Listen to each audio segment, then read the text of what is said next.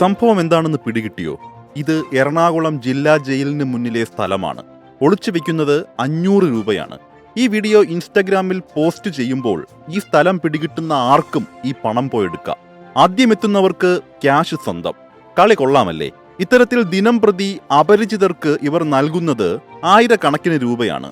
Cash hunt challenge എന്ന പേരിൽ കഴിഞ്ഞ 2 ആഴ്ചയായി കൊച്ചിയിൽ നടക്കുന്ന കലാപരിപാടിയാണിത്.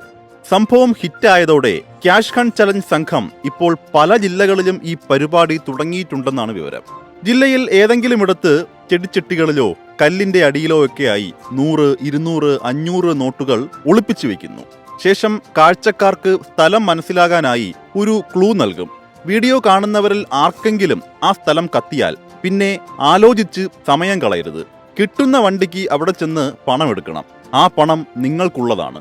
പണം കയ്യിൽ കിട്ടിയാൽ വീഡിയോയുടെ കമന്റ് ബോക്സിൽ ക്യാഷ്ഡ് എന്ന് കമന്റ് ചെയ്യുന്നതോടെ ആ ചലഞ്ച് അവിടെ കഴിഞ്ഞു.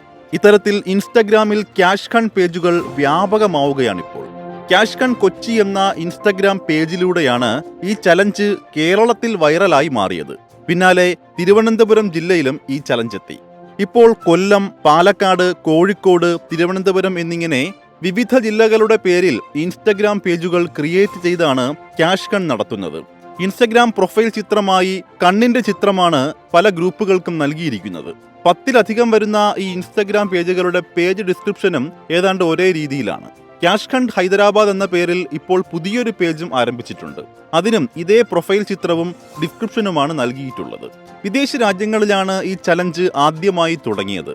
കേരളത്തിലെ ക്യാഷ് ഹണ്ട് ചലഞ്ചിന്റെ പേരിൽ നിലവിൽ പരാതികളൊന്നും ലഭിച്ചിട്ടില്ലെന്നും ഇത്തരത്തിൽ പണം കൈമാറുന്നത് നിയമവിരുദ്ധമാണോ എന്ന കാര്യത്തിൽ കൂടുതൽ പരിശോധനകൾ വേണമെന്നുമാണ് സൈബർ സെൽ വൃത്തങ്ങൾ വ്യക്തമാക്കുന്നത്.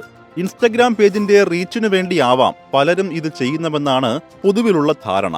അതല്ലാതെ മറ്റെന്തെങ്കിലും ഉദ്ദേശം ഇതിന് പിന്നിലുണ്ടോ എന്ന കാര്യത്തിൽ അന്വേഷണങ്ങൾ വേണ്ടിയിരിക്കുന്നു.